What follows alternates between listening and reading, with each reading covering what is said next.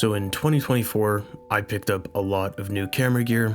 I got rid of some camera bodies, I got some new ones, same thing with lenses, and I also got some gear that will help with my content and my overall workflow with photo and video. So in today's video, I'm going to be talking about all of that gear that I got in 2024 and the gear that I'm now going to be using in 2025, the reason behind each piece of gear, and also how it fits into my day-to-day workflow as a photographer and a content creator.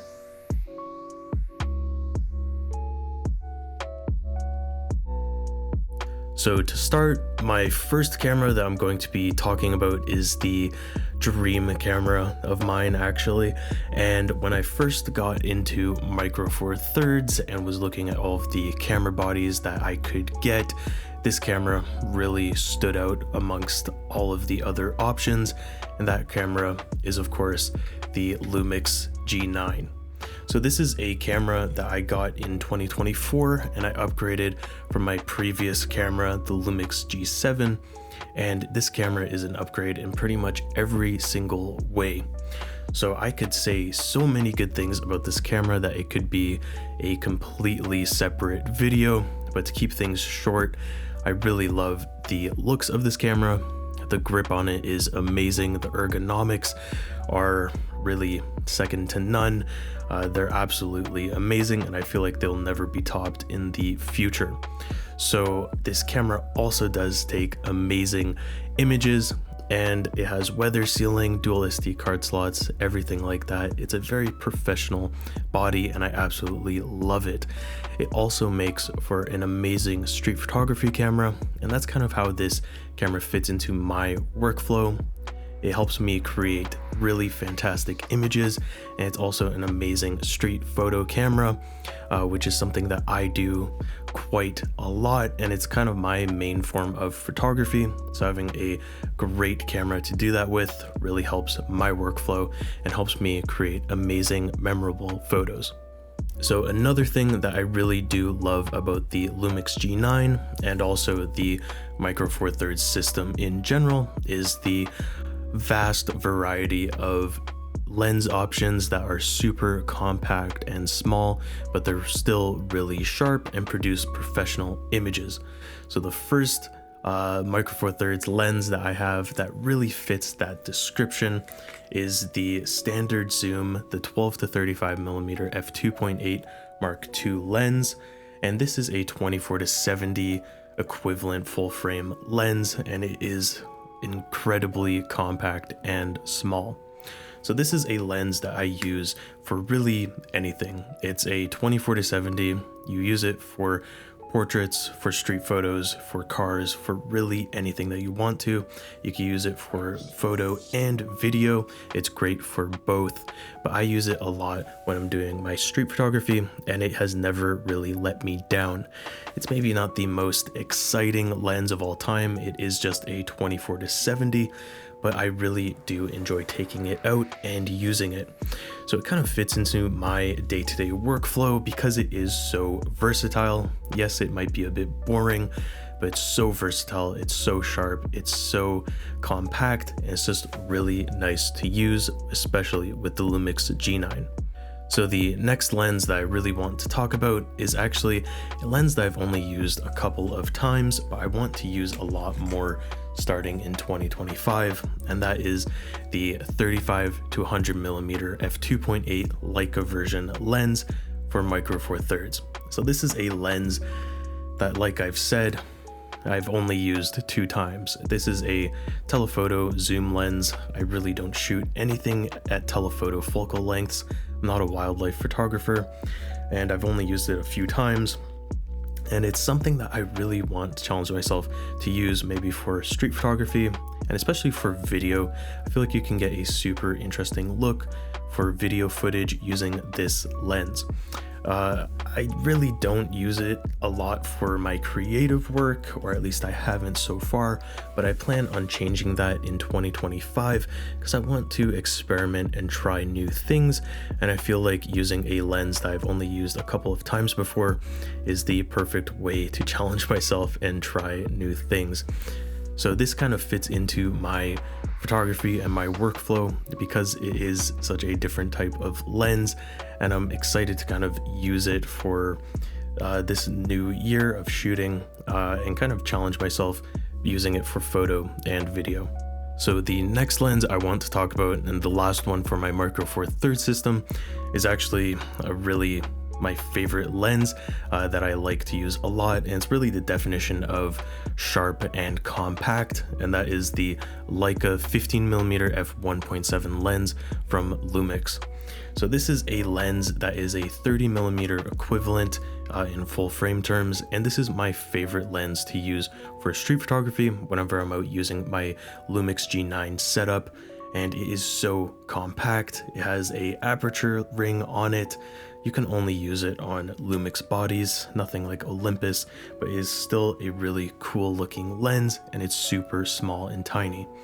And I really like small lenses like that, something that is super compact, because you can just throw it in a bag and kind of forget about it. It doesn't take up much space, and it's not super heavy. It also helps me become comfortable when I'm out shooting and stay comfortable because it isn't a massive lens that is super obvious whenever someone sees you. It helps me stay comfortable and feel comfortable when I'm out shooting street photography, which is super important because it helps me focus on taking photos and not worry about what everyone else is thinking about me when I'm out shooting. So I really like this lens, and it really fits into my workflow because it is a great street photography lens, which is something I love to do. And it's also just so small, sharp, and compact. It's great for product photography and just general photos. It's just an amazing lens. The colors that you get out of it are amazing. It's really sharp. It's really small, like I've said, and I absolutely love this lens. It's definitely my favorite lens for Micro Four Thirds. So moving on, this next camera is actually my newest addition, and it's also my first full frame body that I've ever used. This camera is obviously the Lumix S5, which I'm recording on right now. So this is a camera that has really blown my mind, I guess you could say. It takes fantastic photos. The video is absolutely amazing. And I use this kind of camera as kind of a hybrid camera since it takes amazing photos and video. It is kind of my primary video camera. I shoot all of my YouTube videos on it. I shoot all my B-roll, everything like that using this camera. In my previous video, I kind of mentioned how people kind of write this camera off as a video only camera. That's kind of because this video is so good. The video that the Lumix S5 takes is just breathtaking. It's amazing. So it kind of overshadows the photo capabilities of the camera, but the photo capabilities are absolutely amazing as well. It's a super well-rounded camera, and I absolutely love it. I feel like you're completely wrong if you only write it off as a video camera, because it is such a good photo camera as well. So this camera kind of fits into my workflow because it helps me create amazing videos, helps me take good quality video for my B-roll, for product photography, and also for my YouTube videos, which is really helpful. And it's also a great camera for street photography, as I kind of demonstrated in my previous video. So the lens that I want to talk about now that pairs perfectly with the Lumix S5 is actually a pretty basic lens, I guess you could say. Maybe not as basic as a 24-70, but it is a 50mm prime lens f1.8 from Lumix. So this is a lens that I recently picked up. It's actually the newest lens that I've gotten for the system, and it's just a 50mm prime lens. But this is an amazing 50mm. It's actually the best that I've used. It's the sharpest by far, and it creates some wonderful images. Also has some great contrast and colors that come out of this lens. So this is a perfect lens for street photography, for really any type of photography. It's a 50mm lens. It's a great focal length. I did have a 50mm on my Micro Four Thirds system. I didn't really like the quality I was getting out of it, so I kind of wrote off 50mm, but now that I have this lens, it's so incredibly sharp. It's so high quality, and the price doesn't really match that. It is such a low price, but it's such a high quality lens. I would definitely recommend this to anyone who hasn't tried it in the L-mount ecosystem, because it's such a fantastic lens.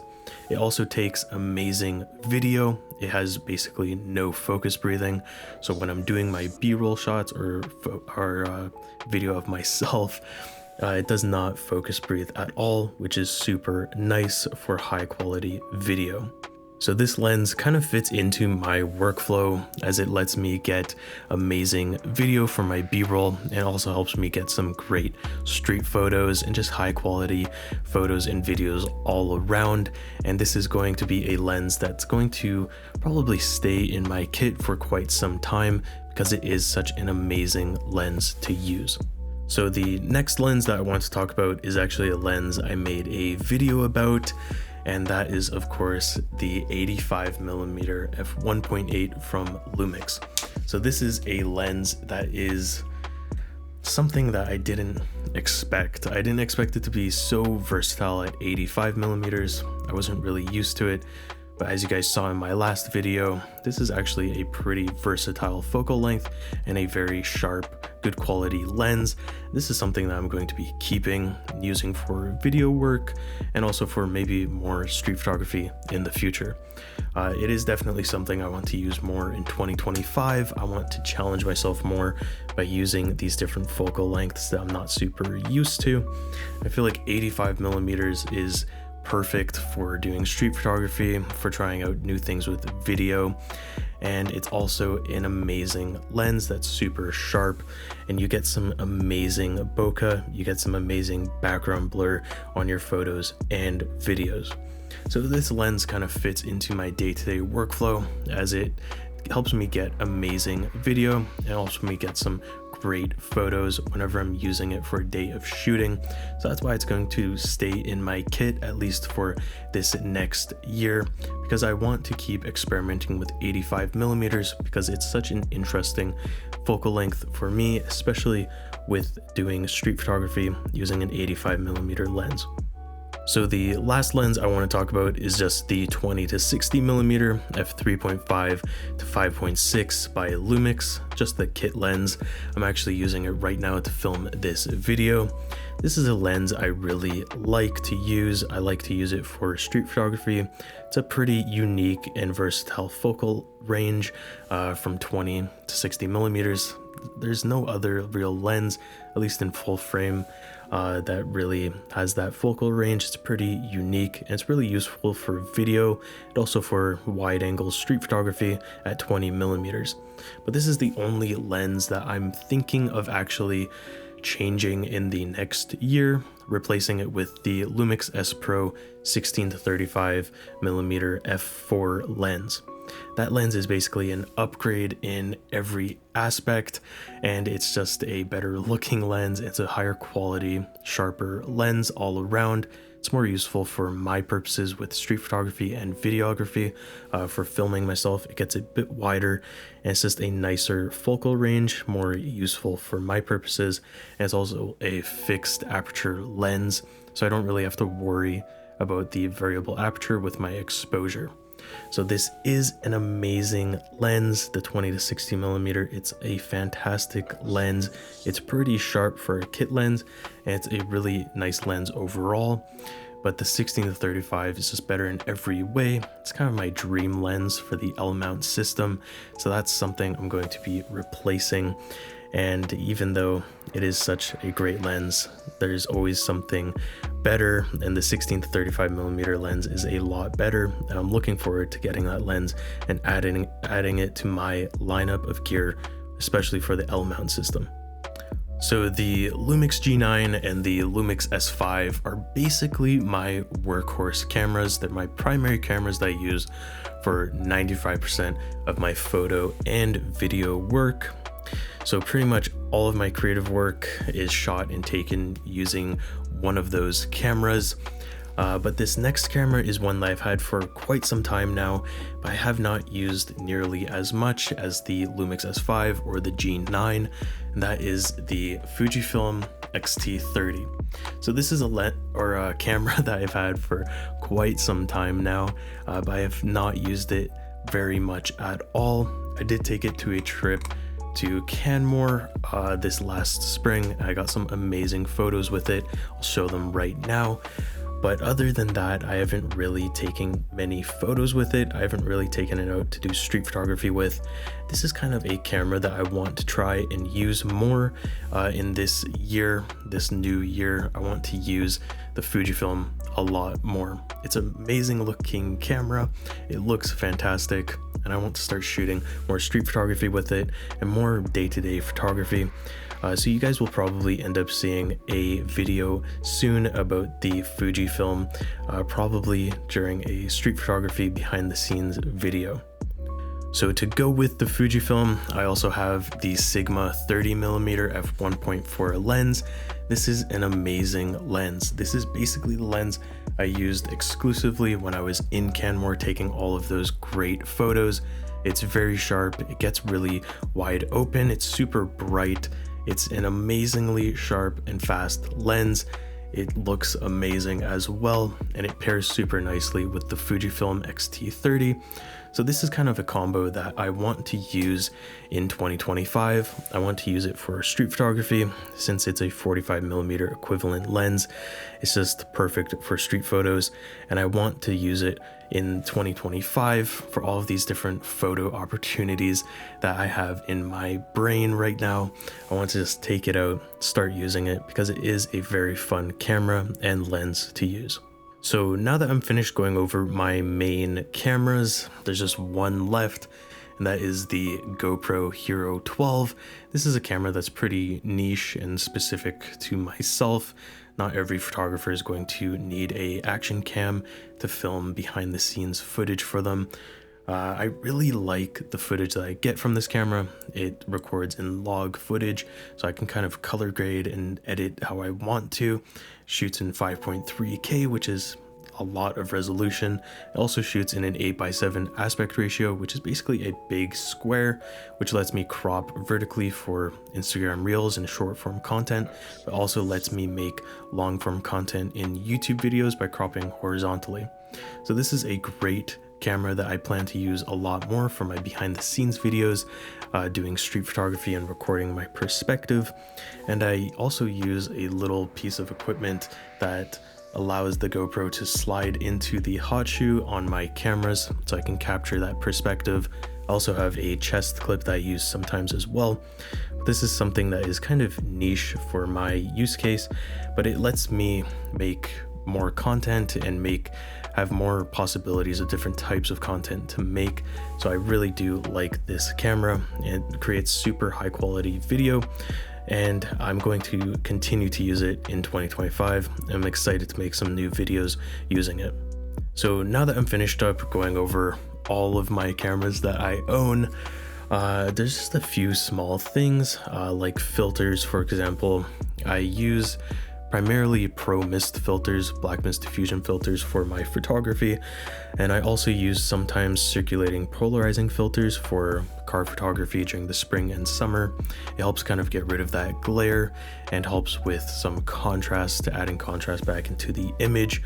I sometimes use ND filters, but not as much, but those are basically all of the filters that I use in my photos and videos, primarily pro mist filters though. The next thing would be a mini tripod. It's kind of something I use here and there for long exposure photography when I'm out doing street photography and I don't want to carry a massive regular sized tripod with me. I can just take the mini one, get the shot that I want to get, and then be happy basically. I don't have to lug around a huge tripod when I'm out downtown.